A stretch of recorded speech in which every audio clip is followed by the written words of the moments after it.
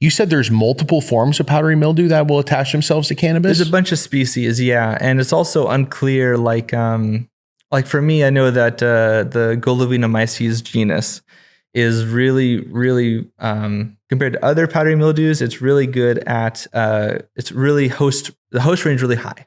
It's really large.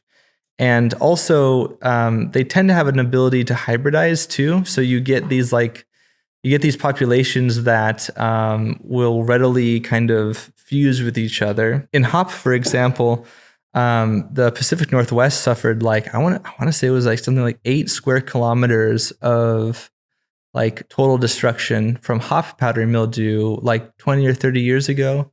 And hop powdery mildew also colonizes, I think it's Podosphaerus macularis in cannabis. Mm-hmm. So there's a sort of I think there might be a tug of war, even if we didn't have all the infrastructural problems we have with cannabis in the USA, there might still be this question of how do established crops that are also going to be vectors for cannabis type powdery mildews play nicely with cannabis and vice versa. Let me ask you this. Are we getting most of our pathogens and pests from hops? In cannabis? Yeah. I don't think so. Okay. A lot of the pests in cannabis are we would call generalist agricultural pests. Okay. So two-spot spider mite, it's in everything. The budworms I mentioned, lots of crops. The powdery mildews, lots of things. But HLVD just being its own thing. No, hop lane viroid is actually found recently in hop, cannabis, sunflower, I want to say cucumber, maybe pepper too, and there's a couple of others. A research report came out that showed that hop latent viroid has a pretty expansive range, actually.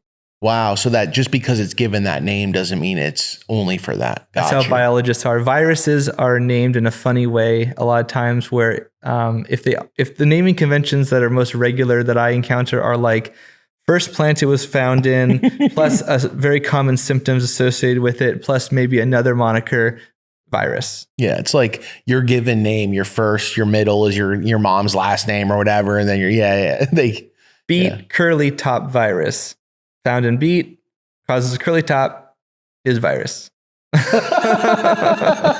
So as a cultivator, and I'm worried about powdery mildew because it's something that is easily treatable once you get the silver bullet and you realize what to do about it, but at the same time is always lurking, in my opinion. And the bigger the grow, the more lurking. Do you need to be worried that every couple of years it's going to evolve and that you need to be thinking about evolving your IPM? Or what's your thoughts on that when we talk about the evolution? Because I thought it was one species of powdery mildew. I didn't know there's multiple. And every year we have something pop its head up.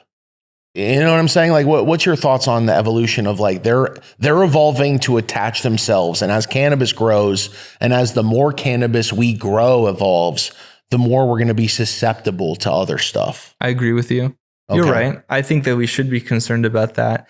On the other hand, I don't want to make it 12 foot tall. Sulfur is going to be sulfur probably still for the other powdery mildews, because you're targeting something that's a physiological weak point, that they don't have an easy adaptation for.